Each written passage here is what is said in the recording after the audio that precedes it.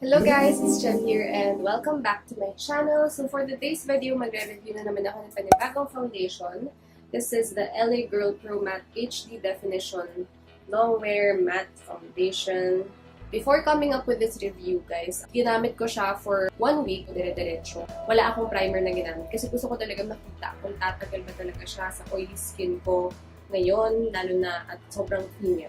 I'm in the shade Natural, and before I get to the specifics of this foundation and telling my 2 cents on it, lagay muna natin siya sa face ko and papakita ko muna sa inyo how it applies. Let's do it! Okay, so as usual guys, ang gagamitin ko lang is yung beauty blender and then itadampen ko lang siya with this mist from Nature Republic.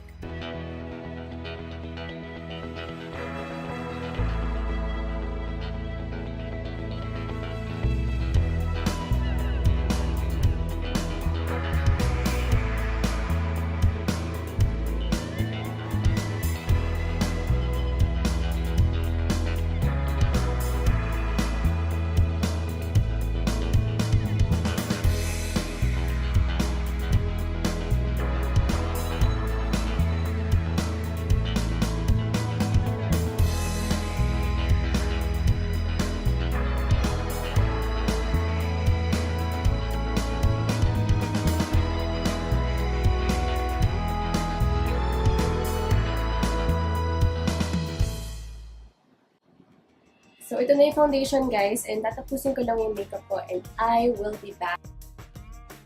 I will just read quickly yung mga sinasabi, yung mga claims niya. So, sabi niya, it is a medium to full coverage and it has a smooth, long wear suede finish. Okay. So, isa-isahin muna natin to. As you can see, yung packaging niya, guys, it is made of glass, pero I'm happy na kahit made of glass siya, hindi siya yung mahirap dalhin when you do travel. Kasi nga narrow lang yung kanyang packaging. Yung, unlike other, foundations na medyo bulky talaga siya. Ito very narrow lang siya. So madali lang siyang islip sa bag or sa makeup kit. Yun. And by the way, you get 30 ml of product. Meron siyang pump, by the way. Okay yung kanyang pump, nag-work naman siya ng maayos. So wala akong problema sa kanyang packaging. Sa shade selection, tinignan ko yung website ng LA Girl. Meron silang 13 shades. Itong natural, from the lightest ha, yung natural, parang pang-apat siya, coming from the lightest. I feel like I should have gone for the beige one kasi mas yellow siyang tignan. According to the swatches they have provided online, parang mas yellow siyang tignan. So, punta naman tayo sa availability and price point. Okay, so hindi pa siya dito available sa Philippines, guys. Pero yung illuminating foundation ng LA Girl, meron na. I wouldn't suggest na you buy sa mall unless you really want it. The last time I checked, yung illuminating foundation, it's priced at 750 or almost 800. I'm not sure, pero somewhere there. If you buy online, let's say sa Shopee or sa mga Instagram sellers, you can get it for as low as 380 pesos. To 550. Basta yun yung range niya. Pero diba, gets, sobrang layo ng difference. Sobrang laki. Makakatipid ka ng 300. So, kahit na eventually, for sure, magiging available to sa Philippines. But, I would still highly recommend that you try shopping online. Punta naman tayo sa finish niya and sa wear time. So, the first time na tinry ko to, actually, nagulat ako kasi sobrang watery niya. Thought I got an expired product. Pero hindi naman pala. Siguro sa init lang nung dinideliver to, kaya medyo natunaw yung top layer nung foundation. Pero as I continued using it, parang whipped cream yung kanyang consistency. So, hindi siya yung watery na gumagalaw-galaw sa kamay mo kapag pinok mo. So, okay siya. And then, once you blend it in sa yung face, talagang nagmamatch siya. As in, no question about it. Okay, wear time naman, okay naman to kasi for the past few days, ginagamit ko to whenever I go to school and usually I leave at around 8 a.m.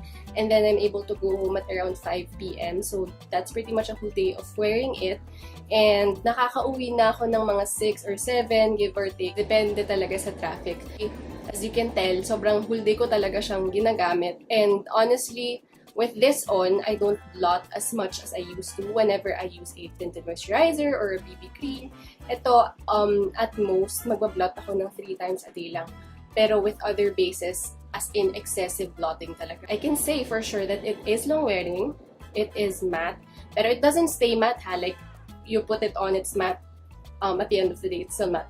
No, it's not really like that. Syempre, pagka pinawisan ka na ng konti, medyo nagiging dewy na siya.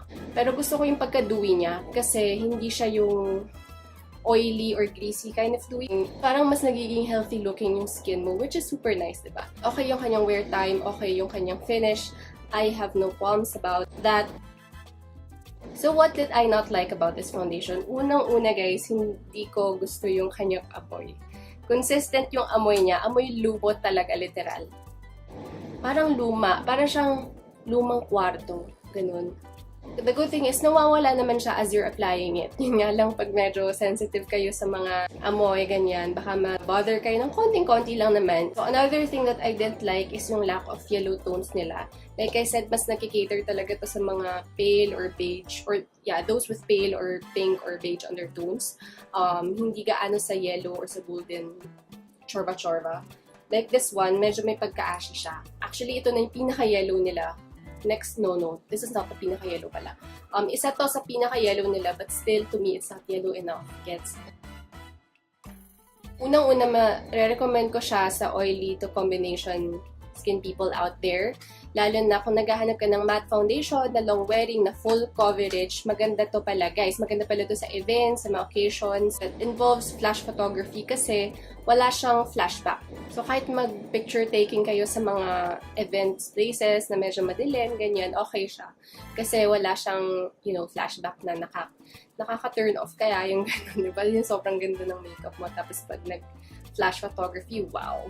Parang lumulutang mapapa, ganun. You have to wear an SPF while wearing this.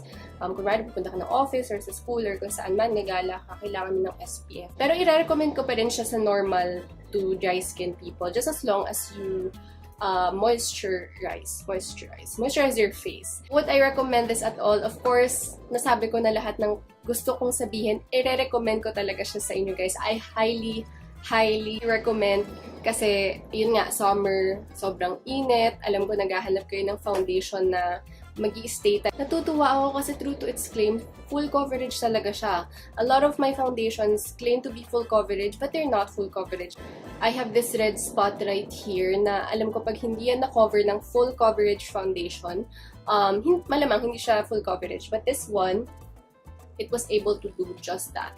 Nag-concealer lang ako dito sa under eye area para lang mas lifted and mas less haggard yung aking itsura. But this mark talaga right here, cover niya. So, true to its claim, full coverage siya, I swear. And that is pretty much it for this review, for today's review. I hope guys, natulungan ko kayo kung sakaling naghahanap kayo ng foundation, matte foundation, long-wearing foundation. Kung nagustuhan nyo tong video na to, don't forget to leave a thumbs up on my channel. And if you are not subscribed to me already, don't forget to subscribe as well for future uploads. So I still hope to see you on the next one, guys. Until then, and you all have yourselves a great day ahead.